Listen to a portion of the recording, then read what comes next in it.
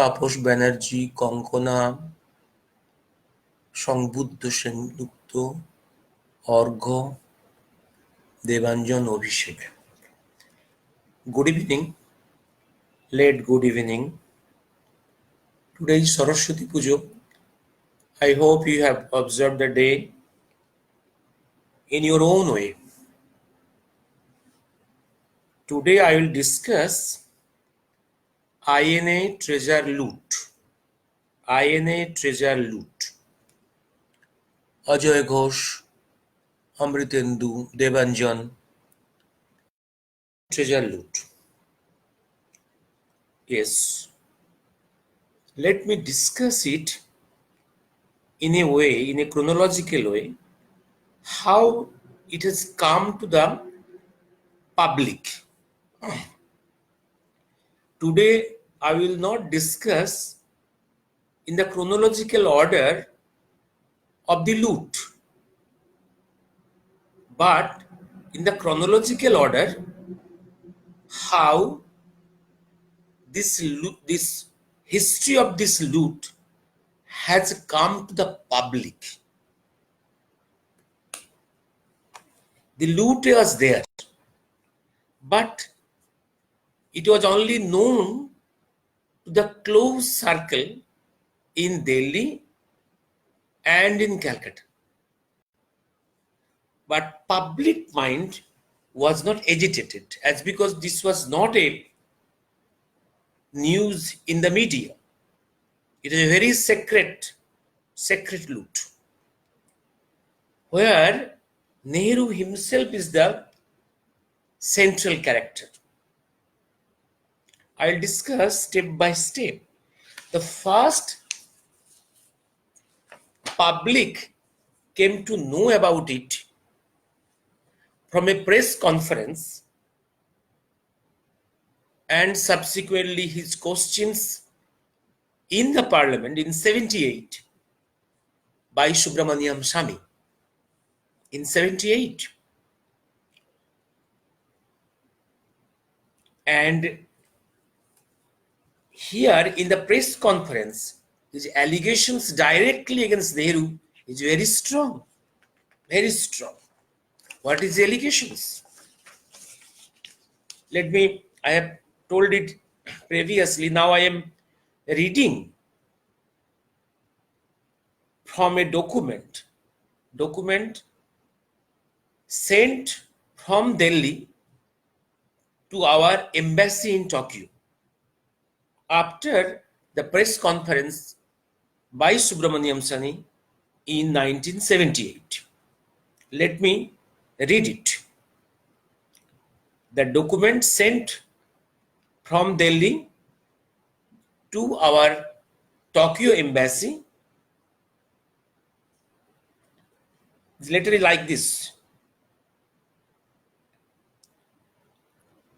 This is an item from Indian Express of the 9th February 1978 entitled Dr. Swamy urges probe into the INA treasure is reproduced below.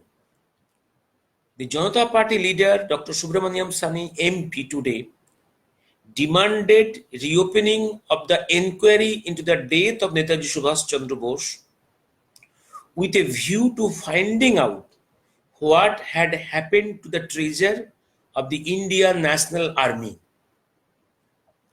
Addressing a press conference here, he said that the treasure returned by the Japanese government as a mark of respect to Netaji Bose and to express gratitude to India for not demanding war repatriations was worth rupees 2 crores.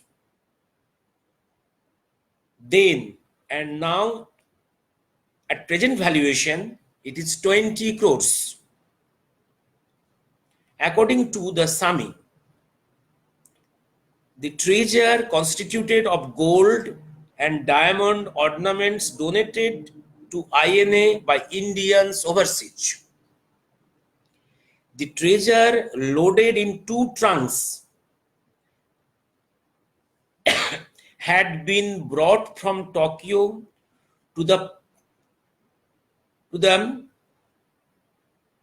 to the to the premises of the then Prime Minister Mr. Jawaharlal Nehru. The Express News Service adds Dr. Shami said he was making this disclosure after an intensive research work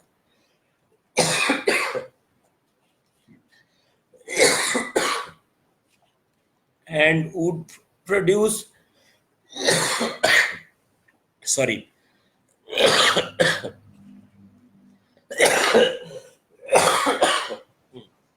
produce necessary evidence to to substantiate his allegation in the forthcoming session of the Lok Sabha.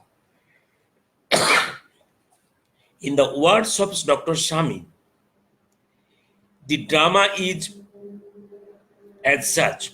Sometime in August 1952, the Japanese government, in order to obtain Indians' sympathy, communicated to the then Prime Minister that they were in possession of gold and diamond ornaments belonging to INA.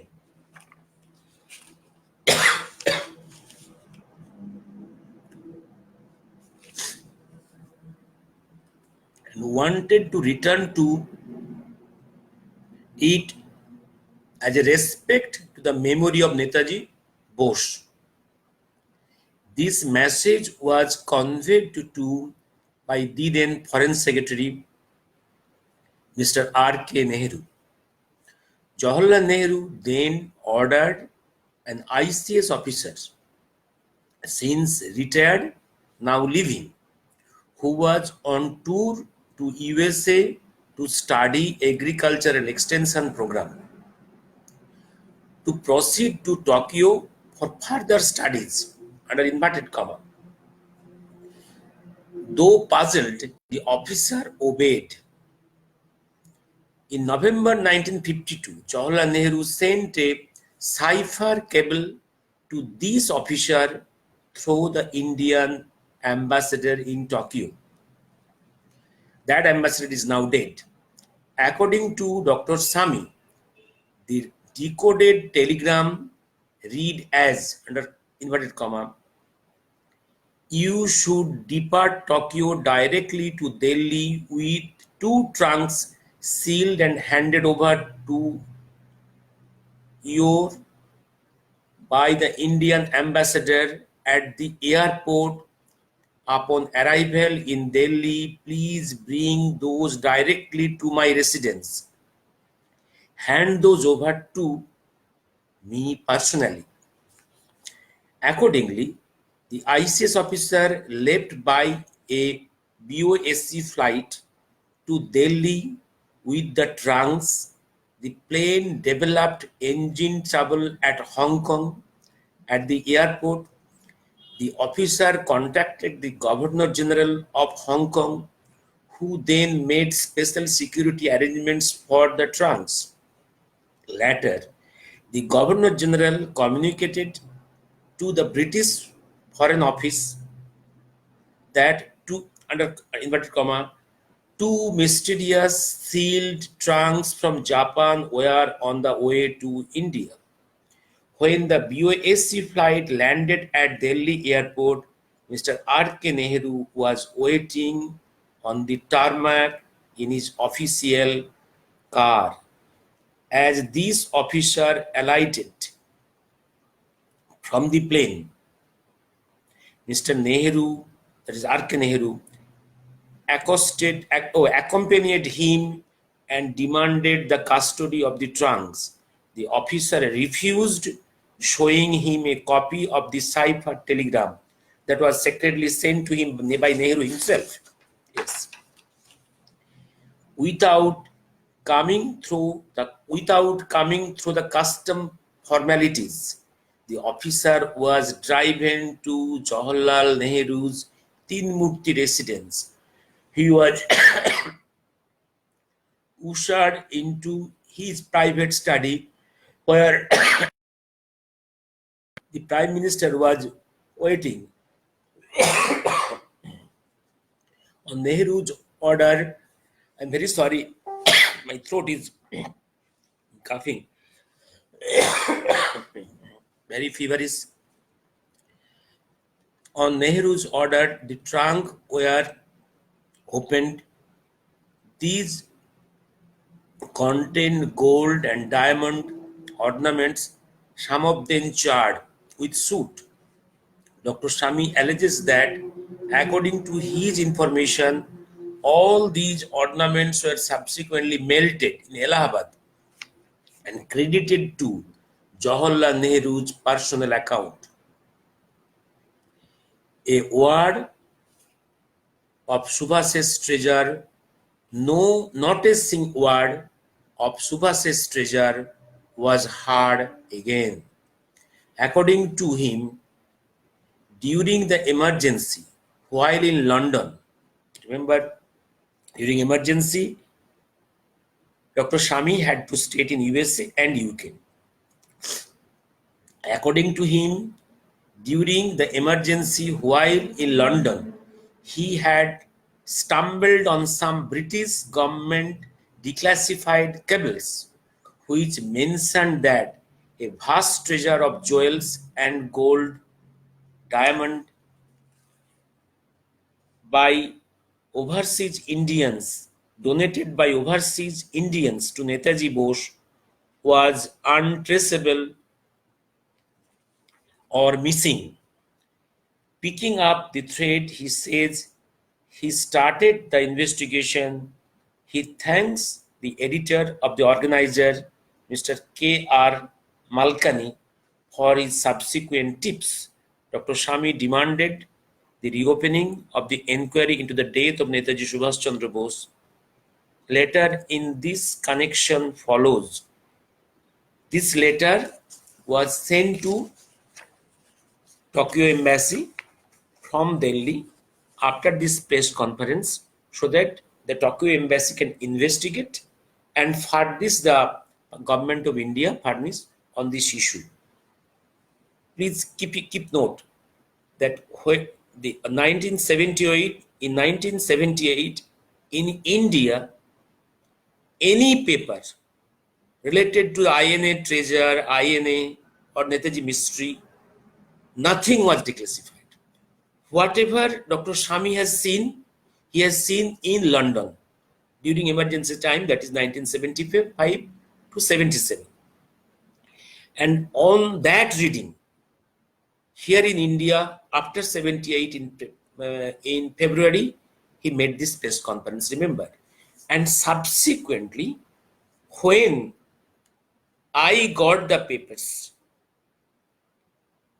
from JMCI in 2000 on this INA treasure loot, whatever I have got is corroborating with the findings of Dr. Shami in London. I'll come it afterwards. And this is a very dangerous allegation. And of the records of our Tokyo mission of 1952, those are declassified now. Some came to JMCI from where we got the certified copies. And in our case on INA treasure loot in Calcutta High Court, Government of India, this Government of India, NDA 2, has sent many documents which is corroborating with the allegations of Dr. Shami. And remember, I'm very sorry, I am feverish with cough and cold.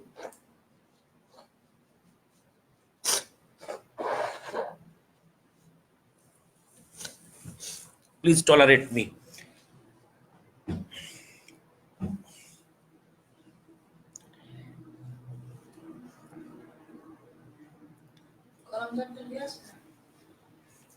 In 19,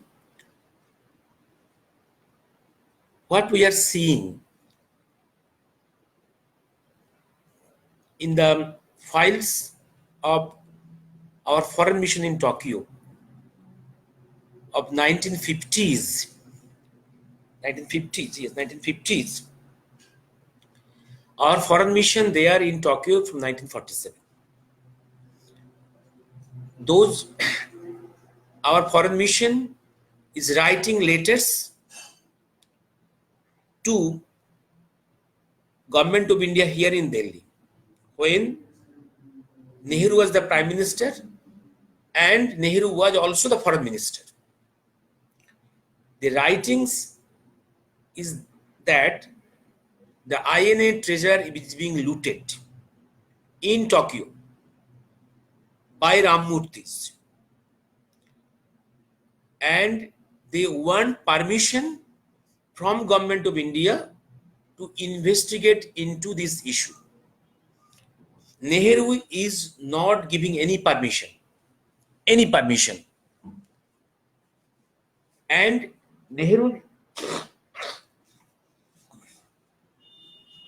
Nehru's argument is this: Government of India has not decided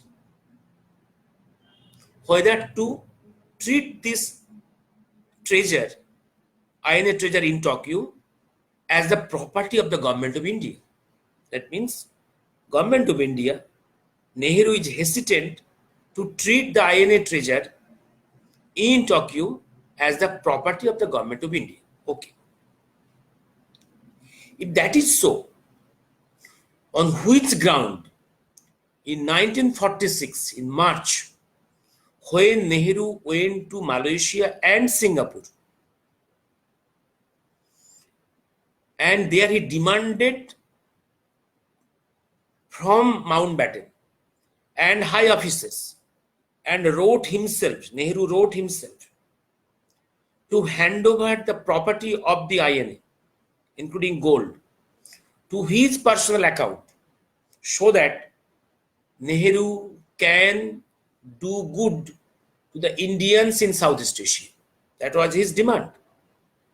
And 6 kg gold was transferred to his personal account in his name in Overseas Bank. That is the tip of the iceberg. Much more wealth must have been transferred to his name in his personal accounts.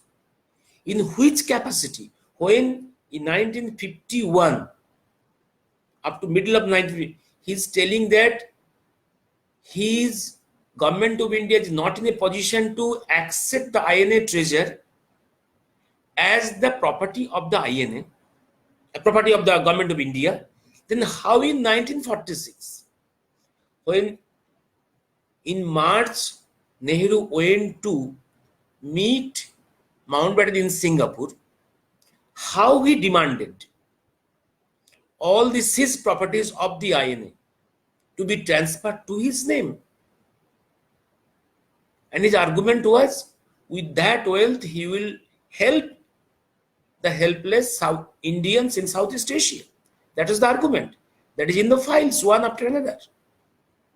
And in reality, in one file, we are seeing 6 kg gold, more than 6 kg gold, about 7 kg gold has been transferred to his name in the Overseas Bank, in his personal account.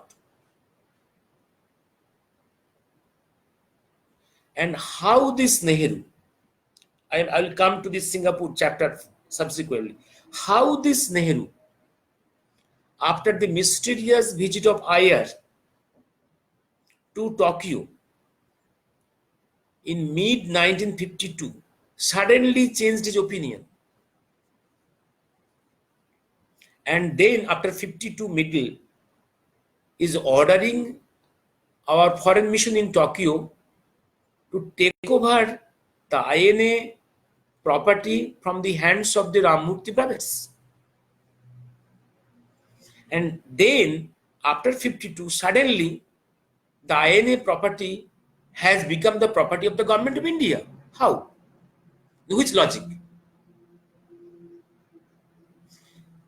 And up to 52, when our foreign mission of Tokyo was repeatedly wanted permission from Delhi, Foreign Ministry and Prime Minister Nehru, a permission to investigate into this loot, because in Japan newspapers was abundantly written repeatedly that Ramamurthy brothers has stolen out much of the wealth from the store, because Ramamurthy was the custodian of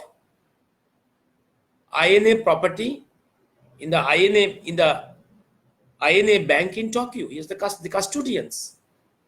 They looted the property. There's the allegation not only of the Japan government but also in the newspapers. After that, our foreign mission of Tokyo repeatedly sent letters to New Delhi to get permission to investigate into this issue. But Nehru did not allow this investigation. His logic was, if there is such investigation, that will bring disrepute to our foreign mission in Tokyo, also government of India. Why Nehru is afraid? That means Nehru was sure that there is loot. He wanted to cover it up. He wanted to save the prestige of Ramamurthis, who are the thieves of the INA property. And why Nehru took that risk? And our foreign mission is disturbed. How IR went to Tokyo from Bombay without proper formalities? Who sent him? Who was his godfather? So that he could reach Tokyo from Bombay without the formalities, without proper permissions. Subsequently, from files we are seeing that Nehru is his godfather. And in 52, Nehru, when ordered the Tokyo mission to take over the property from Ramamurthy brothers, that is actually whitewashing the tarnished face of Ramamurthy brothers and IR.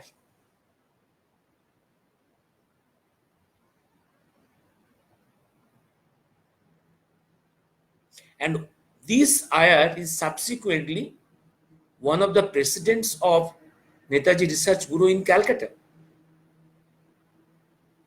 And this is the particular note in our foreign office by our ICS officers, that by this method, the face of the Ramamurthis and IR is whitewashed. That is a dangerous comment by the ICS officers. And is it difficult to imagine that one of the beneficiaries of this INA property loot, of the Tokyo INA property, is Nehru himself? And the materials of the press conference and also his statements in the parliament by Subramanian Sahni in 1972 corroborates to that. The huge property came to Delhi in an unofficial way, directly went to the residence of Nehru, and then subsequently a part of it is preserved in museum. And here Nehru's note is this property the Bose family in Calcutta will not take, because they do not believe in the death of Subhash Chandra Bose and the plane crash. They will not take it. Let it be preserved in the museum as a proof that plane crashed and Subhash Bose died. That is the argument.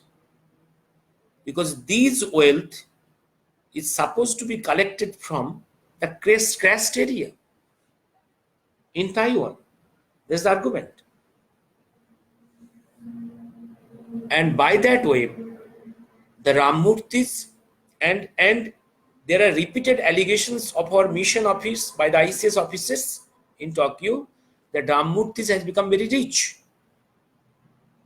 They have converted the INA wealth into cash, and by that they have purchased land and property in UK and USA, and they are in a mood to leave Japan to reside in UK or USA. And also they have purchased some property in Japan. That is their allegations. And never Nehru allowed any investigation into this loot. And his argument was such an investigation, if done, that will bring disrepute to our foreign mission in Tokyo, also government of India. There is arguments. Then let me come to that particular point of property in Singapore and Southeast Asia. You know, in March 1946, Nehru went to Malaysia and Singapore through Calcutta Airport, which is declared a mission that he is going there to help the suffering Indians in Southeast Asia. Okay. But actually, what he did there,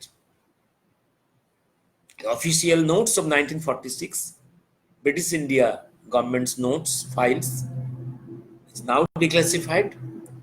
There it is clearly seen, before the meeting of Nehru with Mountbatten, the high officers brought to notice that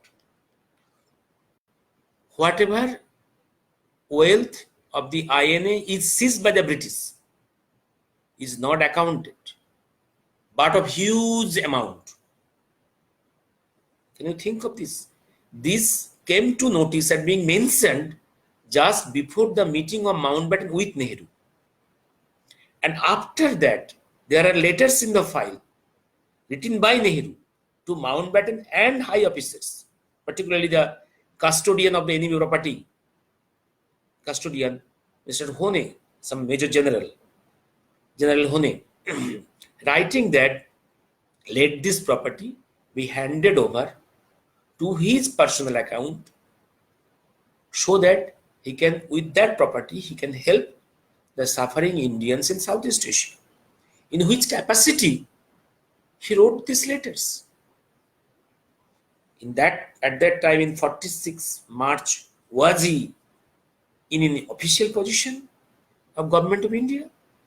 Who empowered him to write this letter and to get this wealth in his own name, personal account in overseas bank? And major part of the files are destroyed. This is the tip of the iceberg. But that happened. And Nehru went there for 3 specific purposes. In March, April 1946, number 1, to negotiate with Mountbatten on the transfer of power and partition of India. And number 2, to know exactly what has happened to Netaji Subhash Chandra Bose. Has British written really the death certificate of Subhash Bose or not? And number 3, a personal acquaintance of Nehru with the Mountbatten family. And really, in Singapore, there was a relation developed between Mountbatten, Edwina and Nehru. And that relation subsequently became a physical relation. That is written clearly by the Mountbatten himself. Mountbatten's own daughter, Pamela, in her diary, and also the royal family historian of the Mountbatten family in the volume Meduina clearly. And that physical relations changed Nehru from the position of no partition to partition. And another point is the share of the INA property loot.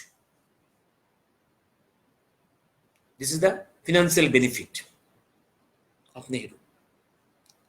And another file has come out, that is the file of 1987. In that file, we are seeing in 87 there is a file, and this issue is being discussed also in the parliament. Also MPs, and there is letters being corresponded between the departments of Prime Minister Office, Finance Ministry, Reserve Bank of India, and Foreign Ministry. Papers are moving regarding 114 crore rupees of INA property which has come to India from Southeast Asia. Remember one thing, in Southeast Asia, whatever being seized, one part was unaccounted, absolutely stolen. No one knows where it has gone. There is Mountbatten, Figgis, Nehru, all these big characters are there. These characters has taken away property, INA property, without any records. Other part is enlisted as per the Enemy Property Act rules under the custodian. These properties are lying there because up to 47 August, this property was not handed over to the British India government.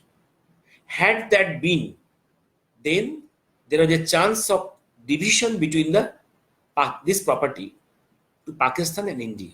That has not taken place. That issue was not settled. And naturally, after 47 August, this issue came up. But Government of India in no way was agreeing to the fact that any Pakistani representative will be taken into this discussion of distribution of these properties in Southeast Asia, including Singapore. Therefore, that is left there. The property is there. That was never settled. And here we see that in 87, a huge amount of property which was there left, that has increased with interest up to 114 crores in 87, that has come to India. And there is correspondences that is in the file. But suddenly the file is silent because everyone has failed to find out the trail of the money in India, where it is gone. There is also an allegation in our appeal in the High Court. And some of the paras now I am reading. How much time it is? Sorry, I am 11:35. Okay, 11:35. Okay, I will just disturb you for a few minutes. I'm sorry, I am coughing with fever, and also you are feeling disturbed. All the files is not possible for me to be dealt with. I am some specific lines of our petition. Top Secret letter dated 20th October 1951 under the signature of K.K. Chettu, the ICS, Indian Liaison Mission in Tokyo, communicating to C.S. Dotto, Secretary of the Commonwealth Relations, Delhi, on 26 January 1945, Netaji's collection weighed more than his more than himself. A letter dated 21st May 1951 under the signature of K.K. Chettur, communicating to B.N. Chakraborty, ICS, Secretary of the Commonwealth Relations, New Delhi, regarding suspicious visit of SAIR to Tokyo, the ministry by secret telegram requesting Sri K.K. Chettur to obtain SCAP clearance for his visit. Sri B.N. Chakraborty's communication dated 18th July 51 to Sri K.K. Chettur regarding the views of the then Prime Minister does not want any open investigation which might prove embarrassing to mission and to government of India. The said top secret letter further revealed that Rammurthy and SAIR had a nexus the misappropriate the gold and jewelries in their possession. Remember, SAIR is one of the very few exceptions of the INA and IIL and Provisional Government of India who got service under the Nehru's government. Another very lucky person is Lokhi Saigal. He was kept in a high social level. And Lokhi Saigal name is in the history of the INA bank property loot of the San province of Burma. These are the persons. These are the persons you worship. These are the persons have been worshipped in this India.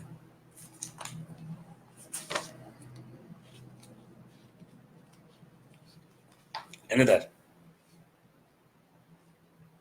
A letter dated 20th April 1946 under the signature of Lieutenant General A.C. Chatterjee of INA under detention camp in Kabul lines Jamuna camp, Delhi cantonment, communicating to the commandant Jamuna area regarding handing over of 110 pieces of gold, pure gold, to British mission in Hanoi on 22nd December 1945 when he surrendered. Following which Jawaharlal Nehru wrote a letter dated 27th April 46 to General H.R. Hone. He is the custodian of the enemy property in Southeast Asia for disposal of the gold in lieu of cash. The governor of Singapore, by a letter dated 6/1950, communicated to the Secretary of the State of Colonies, London, communicating thereby the value of the gold and cash received from IN and IL funds in Singapore after the end of the war. The letter confirms the gold weighing approximately 5.6 kg deposited in the Indian Overseas Bank in the personal name of Jawaharlal Nehru.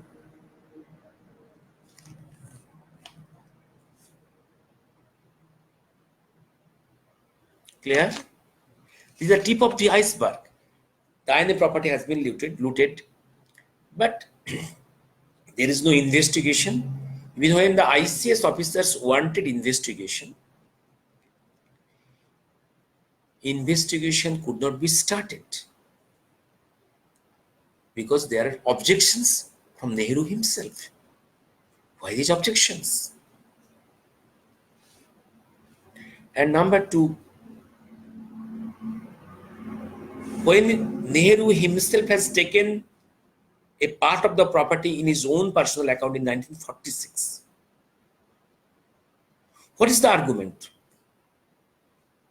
In 1950-51 that we cannot take over the INA property of Tokyo as we have not decided whether the INA property is a property of the government of India. And suddenly, Mr. Nehru, you changed your opinion. In 52, you have ordered the mission to take over the property of the INA from the possession of the Rammurthy brothers. That means you have allowed these few years, 5 years, so that Rammurthy and IR can manage this loot in a very smooth way, and allowed sufficient time to steal this property and manage that. Given that 5 years, and after the end, to whitewash their faces, you ordered the mission to take over the residual part. And as if only that small amount, the residual part, is the only property of the INA. And the major part is looted. Can it be a fact that Nehru has not taken the part of that loot? And the trunks which came from Tokyo in a very secret way by a senior officer of Government of India, who was the Secretary of the Department of Agriculture. He was in USA at that time to study some advanced agricultural project there, and he was ordered to come from Tokyo to USA to Tokyo, and for a purpose of further study on agriculture in Tokyo. But the real thing was, he will be in Tokyo airport, and our Tokyo mission will hand over the property in 2 trunks to this Dalme, the agriculture secretary, and this man will bring the trunks to New Delhi airport without going into the formalities, customs office or formalities or security check, directly into the residence of Nehru. This is the thing. And what is my thinking? Whatever lost property of the nation, we may not recover, but at least history should be straight, clearly written, that we have failed to recover the INA property from these thieves, and who are the beneficiaries of this loot. That should be clearly written. And the real face of this so-called these icons of our country should be clear to the people of this country. History must be rewritten to build our nation. Otherwise, so long these bad characters, the thieves are icon, the traitors are icons, we are not in a position to rebuild our nation. History should be rewritten properly. That's my appeal to all my friends. Debanjan, Joy Ghosh, Amritendu, Debanjan, Orgo. Let me stop here. I am feverish and coughing. I am disturbed you. My cough has disturbed you. Sorry. About 2 weeks back, after the judgment, I gave you some information about this judgment. And now the judgment, okay, now the judgment is like this. There is an order for the Government of India to do some bureaucratic committee where the countrymen and we the petitioners has got the right to submit our papers. Then within 1 year, government has to tell about the trail of this property, where the property has gone. They have divided the property into 2 parts. The property like golden sword, gold sword, or emerald Buddha, which was the gift to Subhash Chandra Bose. The court has used the term personal property of Subhash Chandra Bose. That may go to, may be demanded by the family. Okay. Other is, government has to decide whether this INA property is the property of the Government of India. If so, they have to tell where the property has gone. Very simple. And there the countrymen and we the petitioners have got the right to submit our positions.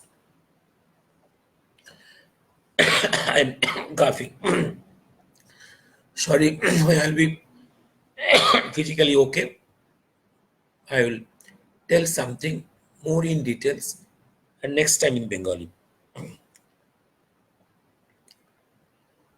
I hope you will think about your duty. Some of my friends who demand more files, more files, more files on Netaji, Netaji, Netaji. My probably person like me, my submission to you with further declassification, what will you benefit? In science, there is always, in all disciplines, in all research, there is always some steps. Your mind should be very clear. Ask your own mind what you want to get. Your research cannot be a random one without having a projection, any idea what to get. You must have the projection. You must have the idea of what you want to get. What you want to get. And what is your purpose? About more than 500 files has come out from the PMO, and here in Bengal about 60, more than 60 files. One can write, one can have research, and there can be hundreds of research projects on these files. I do not know how many research projects is there. May not be by the institutions. And why not the individual plane?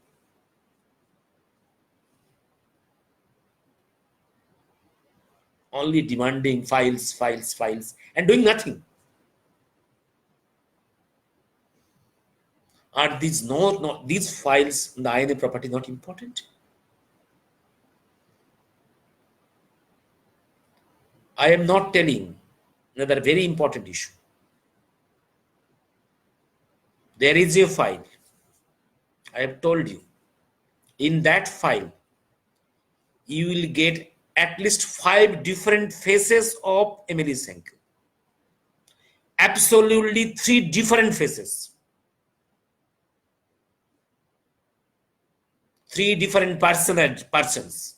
3 different Emilys. All false. And there is another file. The original name of Emily is different. Original name of this Anita is different. And both body files, if you see, there are 3 different years of marriage: 1942, 1941, 1937 in the official papers. And this countryman still now swallowing the story of the marriage. The terms stupidity, stupids, scoundrels, lumpens has to be redefined for this country. These files are already declassified. How many projects are there? May not be in the planes of the institutions, or not in the individual planes.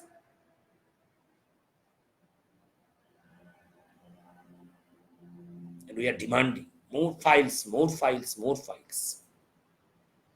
Just like babies demanding more food, more food, more food. And the baby has no ability to swallow that and digest that. The baby will spoil it. Possibly you have seen the babies. If you sit behind them, beside them, suppose a baby is sitting beside the father is giving rice of huge amount on his thala, and baby is sitting on the side. Mother has given him small amount of rice. Baby will not, father has started taking food, rice. Baby will not start taking food. He's looking at the huge rice of the father, only seeing. And the baby is very angry. because he is giving small amount of rice. He will start taking food only after he is giving a huge amount of rice, and major part of the rice will be damaged, will not be taken by the baby. It's baby-like, baby syndrome. Our enthusiasts are behaving as a baby. I do not know how many friends, how many persons, enthusiast persons, has gone to the files and taken into the brain, analyzed. How many persons, the intellectual mind, intellectual eyes to go into these files and speak the truth. To speak the truth needs courage.